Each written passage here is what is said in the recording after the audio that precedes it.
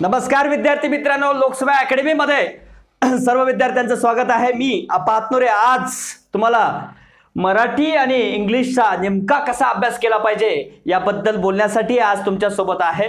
तर बघा, लक्षात घ्या मित्रांनो, ज्या विद्यार्थ्यांचं प्रीचा अभ्यास बऱ्यापैकी झालेले आणि ज्यांना वाटतं की आता आपण मेन्सचा अभ्यास केला पाहिजे, नक्कीच केला पाहिजे. प्रत्येक विद्यार्थ्यांनी मेन्सचा अभ्यास केलाच पाहिजे. जो आपला 7 ते 8 तास, ज्यांनी 10 तास अभ्यास करतायत त्यांनी अजूनही एक्स्ट्रा वेळ 2 तास काढा.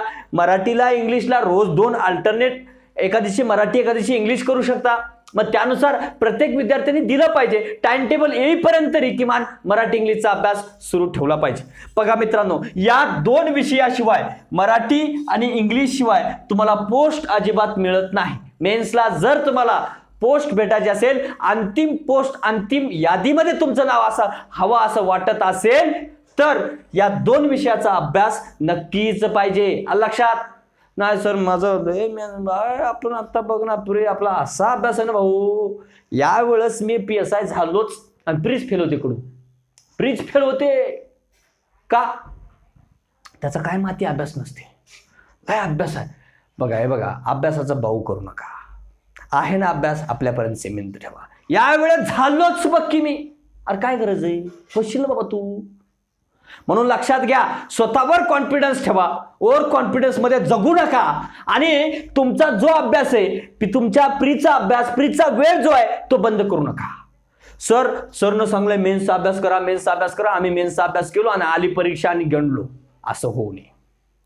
मी काय सांगतोय, तुमचा जो वेळ आहे, समजा उदाहरणार्थ तुम्ही किती तास देताय, रोज 10 तास देताय. ओके, तर तुम्ही 8 तास GS ला द्या, 2 तासच मला द्या. मला म्हणजे मराठी इंग्लिशला.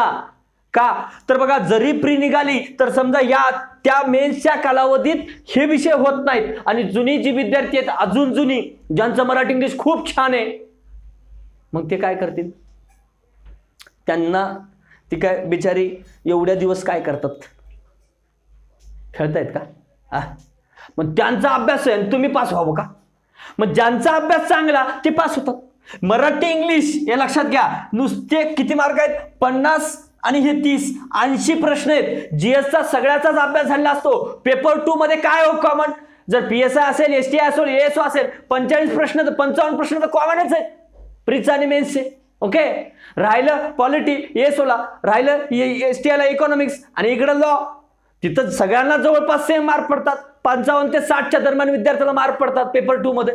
कोणाला 60+ पडतात, बरोबर ना?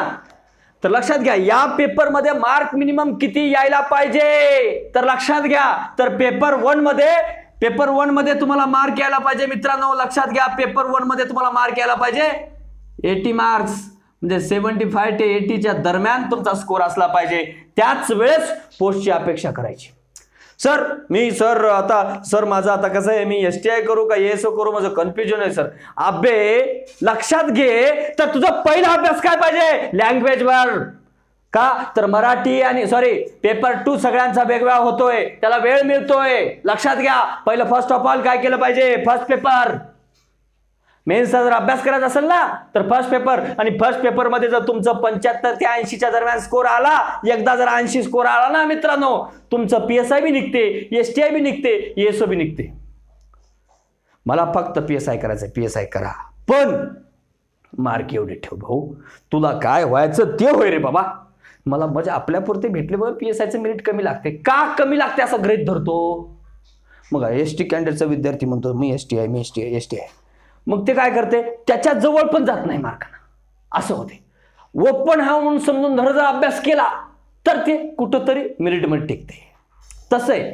आता मला STIच्या लेवलचं, मला STI ASO व्हायचंय असं कन्सेप्ट धरून जर मराठी इंग्लिशमध्ये मार्क घेतला तर त्याचा PSI टॉपमध्ये पास होते. हे लक्षात घ्या. पहिलं फर्स्ट ऑफ ऑल तुम्हाला अभ्यासावर हे फोकस केलं पाहिजे, हे तुम्हाला क्लिअर केले. तर बघा, आता मराठीचा अभ्यास कसा केला पाहिजे? मराठी व्याकरण बघा आणि शब्दसंग्रह. मराठी किती मार्काला हो? 50 प्रश्न आहेत. मार्क म्हणजे मी तिथं पूर्वीसारखं 50 प्रश्न 50 मार्क, आता 2 मार्काला झाले, बरोबर. 50 प्रश्न आणि 100 मार्क. Okay, 100 marks. बघा आता 10 ते 15 प्रश्न शब्दसंग्रहावर येतात आणि 30 ते 35 प्रश्न व्याकरणावर येतात आणि 5 प्रश्न पॅसेजवर येतात. तर पॅसेज तर सगळ्याला सुटतात असं कन्सिडर करतात पोरं. पण मेन्सच्या वेळेस असो मित्रांनो, दर सॅटर्डे संडेला पॅसेज सोडवण्याची देखील प्रॅक्टिस ठेवायचं. 5 मार्क फुकट नाहीत, ते एका मार्कानं रिझल्ट जातो. प्रॅक्टिस कुठलाही विषय काय करू नका, कुठलाही पॉइंट सिलेबस मधला काय टाकू नका, ऑप्शनलला टाकू नका. मी काय सांगतो लक्षात घ्या. मग आता आपलं जे मराठी व्याकरण आहे ते व्याकरण 3 शब्दाभोवती फिरतंय बघा. काय? वर्ण, दुसरी गोष्ट शब्द आणि वाक्य. मग शब्द म्हणजे शब्दाच्या जाती आणि वर्ण म्हणजे काय? वर्ण. बघा अ आई उ ए आय ओ औ हे काय? वर्ण. जी वर्ण आहेत, मुळाक्षर आहेत, त्याच्यावर वर्ण विचार, स्वर, व्यंजन, विसर्ग असतील. ओके, मुळाक्षराचे वर्ण, त्यांचा जोडाक्षर, 2 किंवा 2 पेक्षा अधिक वर्ण एकत्र येऊन शेवटी 2 किंवा 2 पेक्षा अधिक व्यंजन एकत्र येऊन त्याच्यामध्ये जर शेवटी स्वर मिसळला तर काय होते? जोडाक्षर तयार होते. आणि हे जर माहित नसेल वर्ण तर संधी सोडताच येत नाही. तुम्हाला संधीच देत नाही. नाही मी कुठून सुरुवात करू सर, प्रायोरिटी धरून जे सारखं वाचू काय जमना बाबा. इथं पायऱ्यानंच जावं लागते. आलं लक्षात? परफेक्टच पाहिजे, काही इथं नो एक्सक्यूज. मग मोरा वाळंबे पुस्तक पाणी पाणी करून सोडा. हे मोरा वाळंबे सरांचं पुस्तक. आलं लक्षात? पाणी पाणी केलं पाहिजे याचं. बघा, एकदा दोनदा वाचन झालं की मॅक्सिमम वेळेस काय सोडलं पाहिजे? क्वेश्चन्स, प्रिव्हियस इयरची क्वेश्चन्स मॅक्सिमम वेळेस क्वेश्चन. एकदा समजा तुम्हाला वाटलं वर्ण विचार, कुठलाही विचारो आलं पाहिजे वर्ण. आलं लक्षात? स्वर कोणती आहेत? मग काय स्वर, स्वरादी असेल, व्यंजन असतील, मग व्यंजनाचे प्रकार, कशा कशा प्रकारची व्यंजन आहेत, बरोबर. मग ती व्यंजन कळालं पाहिजे. मग हे जर प्रॉपरली कळलं तर संधी येते. मग संधीमध्ये स्वरसंधी, विसर्ग संधी, व्यंजन संधी. मग व्यंजन संधीचे प्रकार आले, स्वरसंधीचे प्रकार आले, विसर्ग संधीमध्ये प्रकार आले. आलं लक्षात? मग हे सगळं जमलं पाहिजे. त्यानंतर शब्द. मग शब्दाच्या जाती किती? बघा, शब्दाच्या जाती किती? 8 आहेत. इंग्लिशमध्ये बी आहेत, मराठीमध्ये बी आहेत. मी सेम इथं तेच मांडलंय बघा. पार्ट ऑफ स्पीच, नाम म्हणलं की नाऊन आलं, बरोबर. सर्वनाम, प्रोनाऊन, ऍडजेक्टिव्ह, असं सगळं इकडं तेच आहेत. पार्ट ऑफ स्पीच इकडे 8च आहेत. बघा मित्रांनो लक्षात घ्या. बघा आता शब्दाच्या जाती असतील किंवा शब्दसिद्धी असेल. बघा आता याच्यातला व्याकरणामधला महत्वाचा टॉपिक आहे शब्दसिद्धी. 2013च्या पेपरमध्ये PSI मध्ये शब्दसिद्धीवर 13 प्रश्न आलेत मित्रांनो. किती? 13 प्रश्न एकाच टॉपिकवर. आयोग कुठं फिरेल सांगता येते का? नाही. मग हे परफेक्ट करायचं. ग्रामर या 30 ते 35 पैकी 30 ते 35 आले पाहिजे. तुमचे कमीत कमी मार्क किती पाहिजे इथं? या 30 ते 35च्या दरम्यान किमान 33 प्रश्न बरोबर आले पाहिजे. एखाद दुसरा गेला तर चालते, पण जायलाच नको इथं, बरोबर. मग शब्दाच्या जाती, विकारी शब्द जे आहेत, नाम, मग नामाला वचन विचार, लिंग विचार, विभक्ती विचार जे आहेत ते असतील, किंवा मग सर्वनाम असेल, विशेषण असेल, क्रियापद असेल. मग त्याच्यामध्ये क्रियापदामध्ये काळ आले, वर्तमान काळ, भूतकाळ, भविष्यकाळ, त्याच्यामध्ये साधा काळ, ही सगळं जमलं पाहिजे. क्रियापदाची प्रकार असतील, कुठली साधी प्रकार, साधित क्रियापद, कुठले मग काय प्रयोजक क्रियापद जे आहेत, सगळे क्रियापदाचे प्रकार झाली. आणि आख्यात विकार असतील, ही झाली काय विकारी शब्द, अविकारी शब्द, क्रियाविशेषण अव्यय, शब्दविज्ञ अव्यय, उभयान्वयी अव्यय, केवल प्रयोगी अव्यय. आणि याच्यानंतर वाक्य प्रयोग, वाक्यामध्ये प्रयोग असेल, वाक्य संश्लेषण, वाक्य रूपांतर. प्रयोगामध्ये काय करणं गरजेचं आहे? कर्ता, कर्म आणि क्रियापद. कर्त्यानुसार क्रियापद बदलते का नाही? मग क्रियापदच माहित नाही व्यवस्थित प्रॉपरली तर प्रयोग जमल का? नाही. एकावर एक डिपेंड आहे बघा मित्रांनो ग्रामर. त्यामुळं स्टेप बाय स्टेप म्हणजे मोरा वाळंबे सरांची अनुक्रमणिका व्यवस्थित रित्याने फॉलो करणे. आलं लक्षात? तर मग आता सर हे व्याकरण, सर माझं मराठी लय भारी आहे हो, आणि निवळ पाठ असते त्याला, आणि क्वेश्चनच माहित नसतात, आणि थोडं क्वेश्चन फिरून विचारलं लय भारी होतं सर, मला रिव्हिजन पडलं नाही हो सर. अरे रिव्हिजन नाही, क्वेश्चन सोडणार नाहीस रे बाबा, तू क्वेश्चन सोडवला नाहीस. बघा मॅक्सिमम एकदा दोनदा कळालं ना, संधी कळाली ना, क्वेश्चन सोड ना बाबा, मॅक्सिमम क्वेश्चन सोडव. मॅक्सिमम क्वेश्चन्स बघा याच्यामध्ये शब्दसिद्धीमध्ये पुन्हा पुन्हा लिहून काढा मित्रांनो, शब्दसिद्धीमध्ये जास्त विचारतात. लक्षात, शब्दसिद्धी या टॉपिकमध्ये मॅक्झिमम केलं पाहिजे. परभाषिक शब्द असो, सिद्ध शब्द असो, साधित शब्द असो, हे शब्द व्यवस्थित केलं पाहिजे. प्रयोग व्यवस्थित, प्रयोगावर प्रश्न हमखास असतो, वाक्य व संश्लेषण आणि वाक्य रूपांतरावर प्रश्न हमखास असतो. आणि हे शब्दाच्या जातींवर तर प्रश्न असणारच आहेत मित्रांनो. संधीवर प्रश्न हमखास असतो आणि समासावर आला तर येतो समजा, यानी क्रियापदावर हमखास प्रश्न असतो. या लक्षात घ्या, ह्या ग्रामर आहे. ग्रामर जर प्रॉपरली झालं तर मॅक्सिमम क्वेश्चन सोडवा. आत्ताच ग्रामर करून ठेवा. आणि जर समजा प्रीची डेट डिक्लेअर झाली आणि त्यानंतर काय करा, सॅटर्डे संडेला यांना अपडेट ठेवा. सॅटर्डे संडे करून अपडेट ठेवा. तर सर नाही सर, मी सर काय केले आता सोडूनच टाकले. अरे बाबा, ते करून काय फायदा आहे मग नंतर? हे करून जेवढं होईल तेवढं, शक्य तेवढं. आता बघा, क्रियाविशेषण अव्यय. मग क्रियाविशेषण अव्ययाचं कोणकोणते प्रकार आहेत बाबा? मग काय, शब्दयोगी अव्यय आहे. शब्दयोगी अव्ययाचे अनेक प्रकार आहेत. मग त्याच्यामध्ये काय, मग चिटकून टाका रूम मध्ये. पहिलंच जे पाठांतराचा भाग आहे ते चिटकून टाका. नाम कोणाचं चुकणार नाही, सर्वनाम कोणाचं चुकणार नाही, विशेषण कोणाचं चुकणार नाही, क्रियापद चुकणार नाही कोणाचा. मी सांगतोय तुम्हाला, अर्थानुसार थोडं प्रॉब्लेम येईल. मग चुकतंय कुठं प्रश्न? क्रियाविशेषण अव्यय, शब्दयोगी अव्यय असतील, केवल प्रयोगी अव्यय असतील, हे पाठ नसतात म्हणून प्रश्न चुकतात. हे परफेक्ट करा. लक्षात, शब्दसिद्धी चुकून जाते, माहिती नाही ना. समास चुकून जाते. समास देखील ऑप्शनलला ठेवू नका. प्रयोगामध्ये जनरली संकर प्रयोग चुकून येते.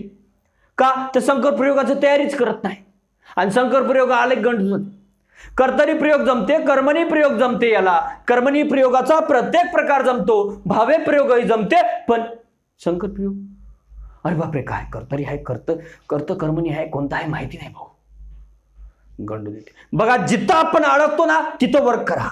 एकदा हे वाचून चांगलं झालं की मॅक्सिमम क्वेश्चन्स. मी पुन्हा इथं काय येतोय, क्वेश्चन सोडवा आणि मॅक्सिमम क्वेश्चन सोडवणं गरजेचं आहे. बघा, आणि एवढ्या भागाला या व्याकरणासाठी फक्त आणि फक्त एकमेव पुस्तक तुम्हाला मी सजेस्ट करल, मोरा वाळंबे सरांचं. लक्षात, पुन्हा सांगतोय मित्रांनो, जोपर्यंत हे बघा इथं 50 पैकी तुमचे एखादा समजा आयोगानं 2 कॅन्सल केले तरच जावं, नाहीतर तुमचं 45 प्लस स्कोर आलाच पाहिजे. या 50 पैकी 45 प्लस स्कोर आलाच पाहिजेच. लक्षात, तर कधी येईल जर तुम्ही मोरा वाळंबे सोबत न्यायपूर्ण वागणूक दिली तर. आणि क्वेश्चनला हे बघा, एकदा दोनदा वाचलं, कळालं ना, मॅक्सिमम क्वेश्चन सोडवा, मॅक्सिमम क्वेश्चन सोडवा. हे लक्षात घ्या मित्रांनो, तुमचे हात सोडून विनंती करतोय, मॅक्सिमम क्वेश्चन सोडवा. मग आता हा पाठ झाला. मग आता हे व्याकरणाचा भाग आला. व्याकरणामध्ये मॅक्सिमम प्रश्न वाक्प्रचार आणि म्हणीवर जास्तीत जास्त प्रश्न विचारतात. जर या 10 ते 15 प्रश्न विचारणार असेल तर 5 ते 6 प्रश्न, कधी कधी 7 प्रश्न या वाक्प्रचार आणि म्हणीवर येतात. तसंच इकडं इडियम आणि फ्रेजेसवर प्रश्न विचारतात. इडियम आणि फ्रेजेस माहीत असणं गरजेचं आहे. आता प्रिव्हियस इयरचे 406 इडियम आणि फ्रेजेस आलेले आहेत, पहिलं ते करणं बाबा. बघा इथे तेच आहे, 335 आलेले आहेत, मनी 340 आलेले आहेत, पहिलं ते करा. आता वाक्प्रचार आणि मनीसाठी आता तुमच्याकडे टाइम आहे, तर एक पुस्तक सांगतो बघा मित्रांनो, ज्यांना शक्य झालं त्यांनी मागून घ्या. पुस्तक छान आहे, संध्याकाळी वगैरे वाचायला भारी वाटतंय. तर कुठलं पुस्तक आहे? या वाक्प्रचार मनीसाठी अभिनव प्रकाशनाचं पुस्तक आहे. जुनं पुस्तक आहे. तुम्ही म्हणाल अभिनव म्हणजे करंटवाल्याचं का? नाही, तर अभिनव कुणाचं आहे? अभिनव कुणाचं आहे बघा, रघुनाथ कडवे सरांचे. जुनं पुस्तक आहे, एकदम खूप जुनं आहे. रघुनाथ कडवे यांचं अभिनव प्रकाशनाचं, रघुनाथ कडवेंचं वाक्प्रचार आणि मनीसाठी उत्तम पुस्तक आहे. लक्षात, जर ज्याला जमत असेल त्यानं घ्या, नाही तर गरज नाही.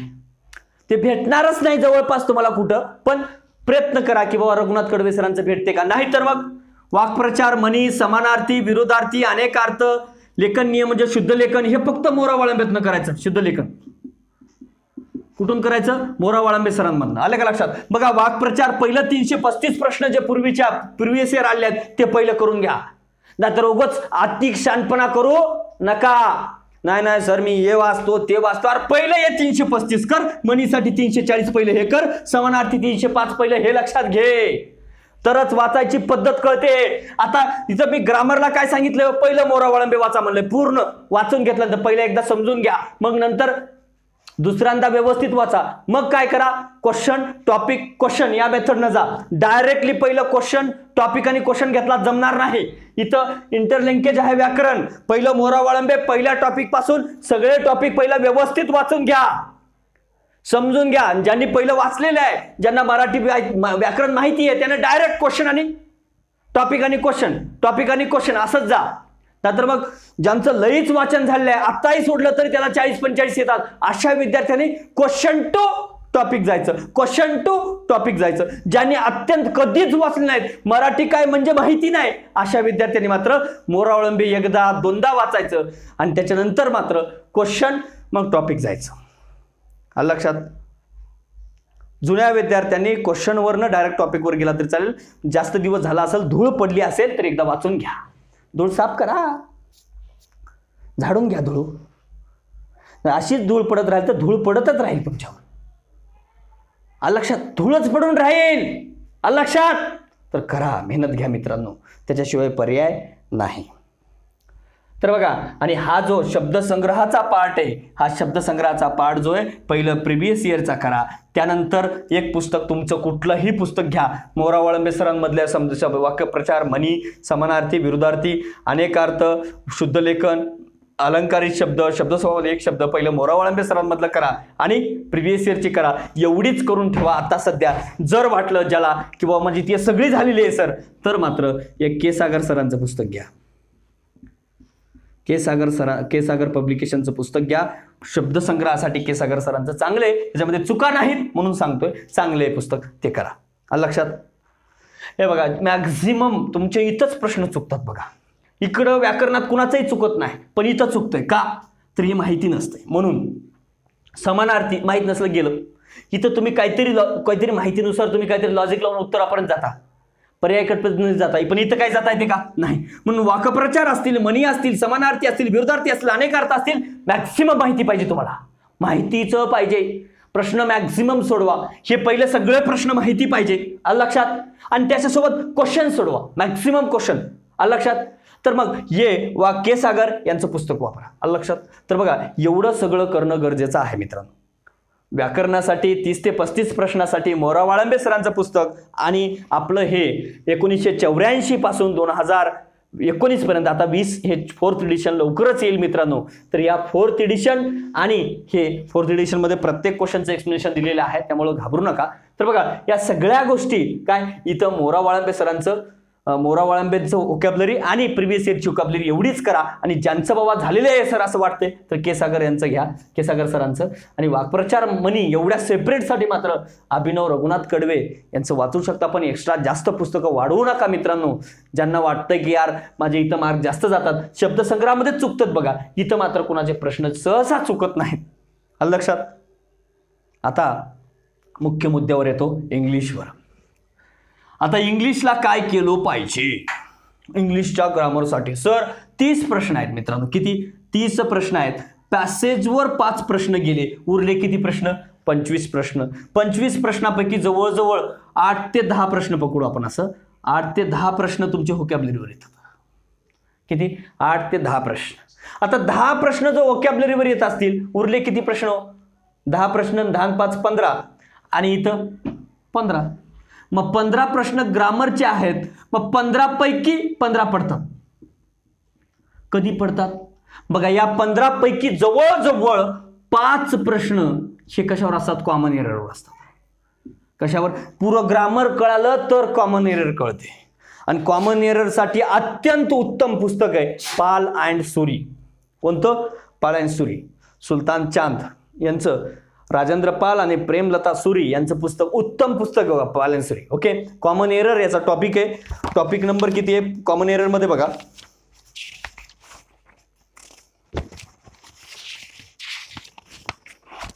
तर बघा, कॉमन एरर याच्यामध्ये 14वा टॉपिक आहे कॉमन एरर. त्यामध्ये noun, pronoun, adjective, adverb, preposition, conjunction, subject for agreement आणि बाकी अदर सगळ्यांचं मिळून असे कॉमन एरर्स आहेत. Common error in the use, common errors in the use of असं ॲडजेक्टिव्ह, नाउन वगैरे सगळं दिलेलं आहे. पार्ट ऑफ स्पीच बघा. आता हे बघा, कॉमन एरर सगळ्यात चांगलं पाहिजे. कॉमन एरर जमत असेल, कॉमन एरर आणि correct the sentence. Correct the sentence म्हणजे काय, कॉमन एरर सारखंच आहे. म्हणजे सेंटेन्समध्ये काय चुकीचं आहे आणि काय चुकीचं नाही. Correct the sentence, sentence correct ओळखा असं म्हणायचं त्यांना. Correct the sentence. Common error कुठून करणार, म्हणजे तुमचे 5 प्रश्न डिरेक्टली तिथून होतील आणि काही प्रश्न थेट आहेत त्यातल्या लक्षात, थेट प्रश्न विचारले. म्हणून लक्षात घ्या मित्रांनो, इथं काय करणं गरजेचं आहे, कॉमन एरर. किमान काही न कळलं तरी चालेल. सर मला इंग्लिश अजिबात कळत नाही सर, मला काय म्हणजे त्याचा मराठीत अर्थही कळत नाही सर, सर मला इंग्लिशचं सेंटेन्सचा अर्थही कळत नाही सर, मला भेटा, मी सांगतो तुम्हाला कसं जायचं, कितीपर्यंत. तुम्हाला 22+ इझिली नेतो मित्रांनो, नुसत्या सूत्राच्या आधारे. मी काही क्लास घेतोय का नाही, मी तुमच्या इथं आलोच नाही की सर इंग्लिशचा क्लास घेणार आहेत का मराठीचा क्लास घेणार नाही, पण तुम्हाला 22+ नेण्याची ताकद माझ्यामध्ये आहे. काही कळो न कळो. मग कसं नेता सर, मी आहे ना. ज्यांना खरंच मराठी इंग्लिश काहीच वाचता येत नाही ना, एक काम करा, 89 75 87 35 22 या नंबरवर माझ्या काय करा, टेक्स्ट मेसेज करा, सर माझा हा प्रॉब्लेम आहे इंग्लिशचा. ओके, त्या ठिकाणी मी त्यांना नोट्स प्रोव्हाइड करतो आणि त्या विद्यार्थ्यांना सेपरेटली त्यांचा ग्रुप बनवतो आणि त्यांना गायडन्स करतो. ओके, तर लक्षात आलं. तर बघा, ज्या विद्यार्थ्यांचं बघा आता ज्यांना चांगलं इंग्लिश बऱ्यापैकी आहे त्यांनी पार्ट ऑफ स्पीच म्हणजे सगळं आलं, नाऊन ऍडजेक्टिव्ह सगळे 8 पार्ट ऑफ स्पीच म्हणजे शब्दाच्या जाती. इथं जसं बघितलं नाम सर्वनाम जसं. ओके, नाऊन प्रोनाऊन, मग त्याच्यामध्ये नामामध्ये आपले काय जे शब्दाच्या जाती जे बदलू शकतात, लिंग विचार असतील जसं म्हणतो आपण, जेंडर बिंडर. ओके, बघा आता पार्ट ऑफ स्पीच टेन्स असेल, बघा दरवर्षी प्रश्न येतो कशावर, टेन्सवर दरवर्षी येतो, व्हॉइसवर दरवर्षी प्रश्न येतो, डिग्रीवर एक प्रश्न येतोच. त्यानंतर नॅरेशन जे म्हणतो आपण, डिरेक्ट इनडिरेक्ट, डिरेक्ट इनडिरेक्टवर क्वेश्चन कंपल्सरी असतो. इफ कंडिशन क्लॉज आता तर याच्यावर जास्त विचारतात, बरोबर. कंडिशनलवर क्वेश्चन दरवर्षी असतो, लक्षात आलं. तर सब्जेक्ट वर्क ॲग्रीमेंट याच्यावरही प्रश्न असतो, लक्षात. सिंपल कंपाऊंड कॉम्प्लेक्स याच्यावरही एक प्रश्न असतो आणि क्वेश्चन टॅग मूड या मूडवरही प्रश्न आता विचारले. बघा, क्वेश्चन टॅगवर विचारलं तर विचारतात, नाही तर सांगता येत नाही. फॉर्मेशन ऑफ सेंटेन्सवर विचारलं तर विचारतात, नाही तर नाही. बघा 1 2 3 4 5 6 7 7 आणि 5 12 आणि पार्ट ऑफ स्पीचवर 1-2 प्रश्न असतात तुमचे. असे 15 प्रश्न येतात मित्रांनो. अशाला मी काय सांगितले, हे कम्प्लीट परफेक्टच पाहिजे, व्हॉइस कम्प्लीटच पाहिजे परफेक्ट. कुठून करू सर, कुठलंही पुस्तक वापरा किंवा मी दिलेल्या नोट्स वापरा. मी लोकसेवा पब्लिकेशनच्या टेलिग्राम चॅनलवर नोट्स टाकले आहेत, ते वापरू शकता. बघा इथं फापट पसारा लई वाढू नका, सर हे वाचू का ते वाचू, एक 300-400 पेजेसचं पुस्तक घ्यायचं आणि ते सगळं वाचून काढायचं. किती मार्कासाठी, 13-15 साठी. एकदा छोट्या कोणाच्याही नोट्स आपल्या कोणाच्या असतील, मित्राच्या कुठल्याही क्लास केलेल्या नोट्स असतील तेवढ्या वाचून घ्या. जास्तीत जास्त मॅक्झिमम काय करायचंय, क्वेश्चन्स, मॅक्झिमम क्वेश्चन्स, मॅक्झिमम. एकदा व्हॉइस म्हणजे काय कळालं ना तुला बाबा, व्हॉइस म्हणजे कळालं काय, passive to active, active to passive असं करायचंय. हे कळालं ना कसं करतात पॅसिव्ह मध्ये, हे जर कळालं तर प्रश्न सुटतो. पॅसिव्ह मध्ये कधी व्हॉटचा थर्ड फॉर्मच असतो, बरोबर ना. हे जर माहिती असेल तर क्वेश्चन कुठलाही सोडवता येतो तुला, बरोबर. मग आता डिग्री असेल किंवा नॅरेशन असेल, इफ कंडिशन असेल, इफचं कंडिशन मग याच्यामध्ये उत्तम दिलेलं आहे बघा. मूड खूप छान दिलेलं आहे, याच्या बाहेर प्रश्नच चुकत नाही मित्रांनो. तुम्हाला लिहून देतो मी, कुठलंही पुस्तक वाचायची गरज नाही. 4th एडिशन तर अत्यंत उत्तम बनवलेलं आहे. याच्या बाहेर मी जे हे दिलंय, याच्या इन्फॉर्मेशन याच्यामध्ये दिलंय, याच्या बाहेर प्रश्न गेला तर आपण पातनूरला भेटायचं. म्हणजे इथलं 15 पैकी 15 सुटण्याची कॅपॅसिटी मी निर्माण केलेली आहे. पण सध्या आहे का ते पुस्तक अवेलेबल नाही मार्केटमध्ये. जे नोट्स आहेत ते वाचा, एकदा वाचा. व्हॉइस म्हणजे काय कळालं काय, नॅरेशन म्हणजे काय, नॅरेशन म्हणजे डिरेक्ट इनडायरेक्ट कळालं काय, इफ कंडिशन म्हणजे काय कळालं काय, हे जर कळालं एकदा तर मॅक्सिमम क्वेश्चन सोडवा. तेच क्वेश्चनचं पॅटर्न फॉलो होतो मित्रांनो. एकदा कळालं ना त्यामध्ये काय तर क्वेश्चन सुटतात, लक्षात. इथं 15 पैकी 15 मिळवायला लई चान्स आहे. इथं 15 आणि हे पॅसेजचे 5.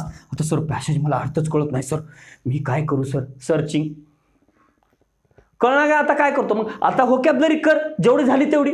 तू काय स्वामी विवेकानंद नाही, एकदा वाचला की लक्षात राहायला बेटा.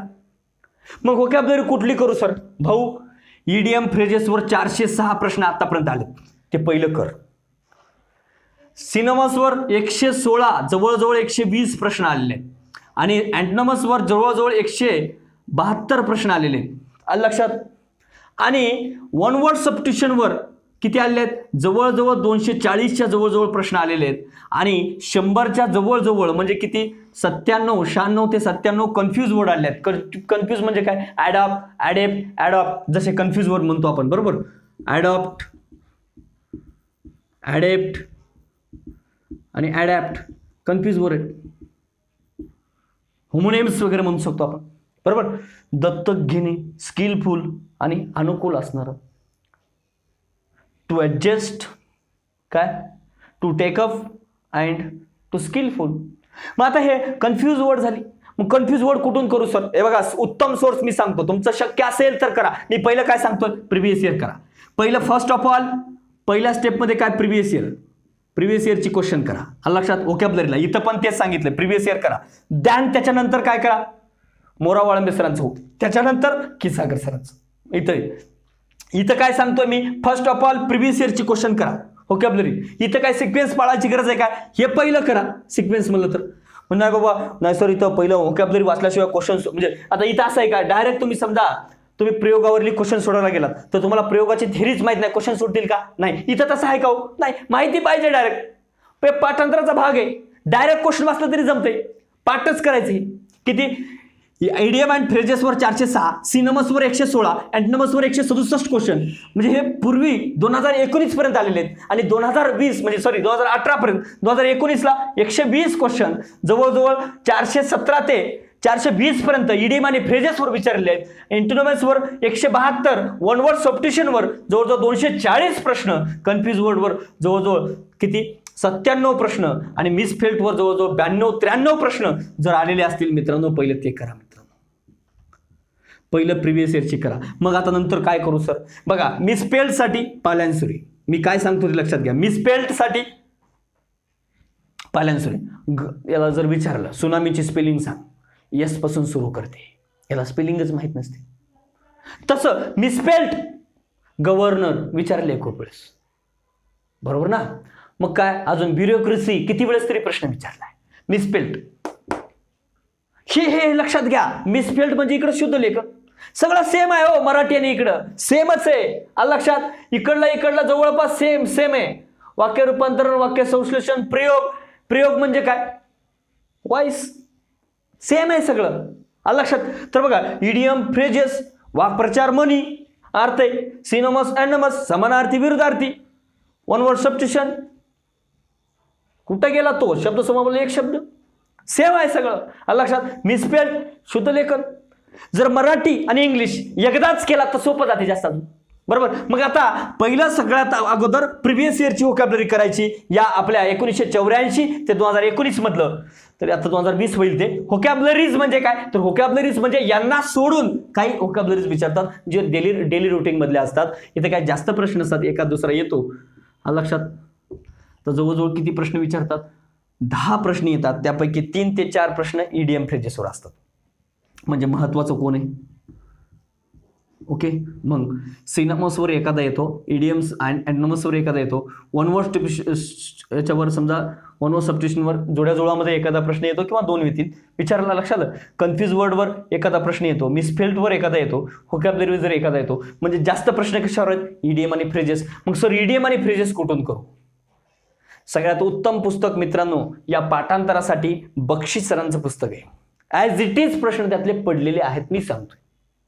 पण इंग्लिशच कळत नसेल, काही प्रॉब्लेम असेल तर तुमच्या सोयीनुसार पुस्तक वापरू शकता, तुमच्या सोयीनुसार. आता मात्र हे पुस्तक कशासाठी वापरलं पाहिजे? 100% मिसपेल्टसाठी हेच पुस्तक वापरा. पालॅन्सुरी कळो न कळो मित्रांनो, मिसपेल्टसाठी 100% हेच. आणि confuse word of and confuse जे आहे ते याच्यातनंच करायचं. अत्यंत उत्तम दिले आहेत, 251 दिले आहेत. बघा काय मिसपेल्ट, ते अत्यंत सुंदर, म्हणजे एकदम छान दिले आहेत त्यांनी. त्याच्या बाहेर सहसा प्रश्न जात नाही. कुठले? वर्ड ऑफ अँड कन्फ्यूज जे आहेत याच्यामध्ये जवळजवळ 252 दिले आहेत. 238 पेजवर आहे बघा, 238 पेजवर आहे. किती आहेत? 251 आहेत कन्फ्यूज वर्ड. तेवढीच करा, त्याच्या बाहेर सहसा प्रश्न जाणार नाही. म्हणजे फर्स्ट ऑफ ऑल काय सांगितलं तुम्हाला? प्रिव्हियस इयरची व्होकॅब्युलरी करा, दॅन मिसपेल्टसाठी पालॅन्सुरी, कन्फ्यूज वर्डसाठी पालॅन्सुरी, इडियम फ्रेजेससाठी आणि सिनोमस, अँटोनमस आणि वन वर्ड सबस्टिट्यूशनसाठी बक्षी. हे पुस्तक जर रेफर केलात तर तुमचा स्कोर मी सांगले त्यानुसार जर रेफर केलात, बघा कॉमन एररवर किती प्रश्न येतात सांगितलंय, 5 प्रश्न, बाकी सगळ्यावर एक एक एक एक प्रश्न येतो. कॉमन एरर म्हणजे काय, या सगळ्यांचा सार म्हणजे कॉमन एरर आहे. जर तुम्हाला सगळं जमत असेल प्रॉपरली, कधी कधी काय करतात, डिग्रीमध्ये एरर करून विचारतात कॉमन एरर, कधी व्हॉइसमध्ये एरर करून विचारतात, कधी आर्टिकलमध्ये एरर करून विचारतात. हे सगळं चांगलं जमलं तरच याचा अर्थ कॉमन एरर आहे. लक्षात, म्हणून हे सगळं व्यवस्थित वाचून घ्या. कॉमन एरर साठी उत्तम पुस्तक कोणाचं आहे, पालनसुरी. हे तुम्हाला सांगितलंय. इथं 15 पैकी 15 पडू शकतात, इथं जास्त फापट पसार वाचत बसू नका मित्रांनो. हे सगळं पालनसुरीमध्ये उत्तम दिलेले त्यांनी करू शकतात. नाहीतर मी नोट्स पाठवल्या, नोट्स करा, त्याच्या बाहेर जास्त जाण्याची गरज नाही. आणि नोट्स करून कॉमन एरर फक्त पालनसुरीमधून करा. कॉमन एरर अजिबात ज्याला काय पण कळत नाही त्यांनी देखील कॉमन एरर पुस्तकातून त्या वाचा. तुमच्या हात जोडतो मित्रांनो. इथं 5-6 प्रश्न तिथनंच येतात, हे लक्षात घ्या. काही कळणार गेलं तरी त्याला रट्टा मारा, लक्षात येईल तुम्हाला. लक्षात. आणि ईडीएम आणि फ्रेजेस, सिनमस एनमस हे सगळं कशामधून वाढाल, बक्षी म्हणून वाचण्याचा प्रयत्न करा. आणि त्या विद्यार्थ्याला असं जर केलात तर तुम्हाला मित्रांनो या 30 क्वेश्चन पैकी इझिली तुम्ही 25 ते 27 क्वेश्चनच्या दरम्यान तुमचे मार्क नक्की येतील. लक्षात. अशा प्रकारे जर केलात तर नक्कीच तुम्हाला किती बघा 25 ते 27 सांगितलंय, इथं 45+, जर 45 आणि 25 किती झाले, 70 क्वेश्चन्स. आणि 45+ म्हणतोय म्हणजे याचा अर्थ याच्यामध्ये जरी 200 ऍड झालं आणि याच्यातही 200 ऍड झालं तरी तुम्ही 74+ चाललात. म्हणजे 70+ म्हणजे जवळजवळ तुमचं 75 ते 80च्या दरम्यान जर स्कोर आला तर तो तुमचा उत्तम स्कोर असेल मित्रांनो. सगळ्यात उत्तम स्कोर. बघा हे कधी पहिल्या पेपरमध्ये म्हणतोय मी, तर तुम्ही इथं नुसतं 70 ते 74 नुसत्या मराठी इंग्लिशमध्ये चाललात. अजून 20 मार्क कशामध्ये आहेत, 20 मार्क तुमचे काय जीएसचे आहेत. जीएस मध्ये जे तुमचा लॉ सांगितलाय त्यामध्ये 5 पैकी 5 आण देण्याची कॅपॅसिटी पाहणाऱ्याची, बरोबर. समजा तुम्हाला इथं काय, समजा मराठीमध्ये तुम्हाला किती पडले, आपण असं पकडू, मराठीमध्ये तुम्हाला पडले किती, चांगलं मराठी केलात, मराठीला जास्त न्याय द्या, त्याचं इंग्लिश लय कच्चं आहे, त्यानं मराठीला चांगलं न्याय द्या. तर मराठीमध्ये जर समजा तुम्हाला 45 पडले आणि इंग्लिश तुमचं लय कच्चं आहे, तर मी काय सांगितलंय, कमीत कमी कुठं नेतो मी तुम्हाला, काही पण वाचता येणार गेलं तर 20+, 22+ नेतो म्हणलं, पण 20च धरू आपण, 22 धरू, सॉरी, 22 मार्क नेले, बरोबर. आता या 20 पैकी काय सांगितलं तुम्हाला मी, या 20 पैकी तुमचे 5 मार्क फुकटचे मिळून देतो मी, लोकसेवा हक्क अधिनियम, RTI. उरलं काय, 15 प्रश्न. या 15 पैकी कम्प्युटरचा किती तज्ञ असला तरी 5 पैकी 5 येणार त्या कम्प्युटरमध्ये. कोणाला तुम्हाला कितीपर्यंत, 2 पर्यंत घेऊन जातो. प्रिव्हियस इयरचे क्वेश्चन नुसते केला तरी उरले पण कुठं 10 मार्क. बघा ह्या 5 पैकी 5 येतात, या 5 पैकी 2च धरू आपण, आणि या 10 पैकी जे काय सॉरी करंट आहे, या करंट पैकी 5 जरी आले, 5, 5, 10, 11, 12 प्रश्न, तरी तुम्हाला 5, 6, 7, 8, 9, 4, 5, 6 आणि 1, 7 कुठे चाललात बघा, 79 पर्यंत स्कोर येतोय. जरी इथं कमी आले, अजून 4 मार्क अजून याच्यातले कमी झाले, याच्यातले 4, याच्यातले 2 मार्क आणि याच्यातले 2 मार्क अजून कमी झाले, तरी मराठीचे कमी होऊ देऊ नका, ज्याचं इंग्लिश कच्चा आहे. म्हणजे ज्याला इंग्लिशला 20ही आले आणि मराठीला 10 बी, सॉरी बाकी पार्टला 10 बी आले, तरी ते कुठे चाललंय, 80-79 पर्यंत चाललंय. लक्षात. एवढी मार्क इझिली पडतात. आणि ज्याचा 75च्या समोर स्कोर आहे ना, त्यानं जर फेल झाला तर हातनूरला भेटायचं 100% होणार नाही. हे तुम्हाला शाश्वती मी लिहून देतो मित्रांनो. लक्षात. असं नियोजन करा. आणि ज्याला काही अडचण आली तर मला बिंदास्त 89 75 87 35 22 वर कॉल करा.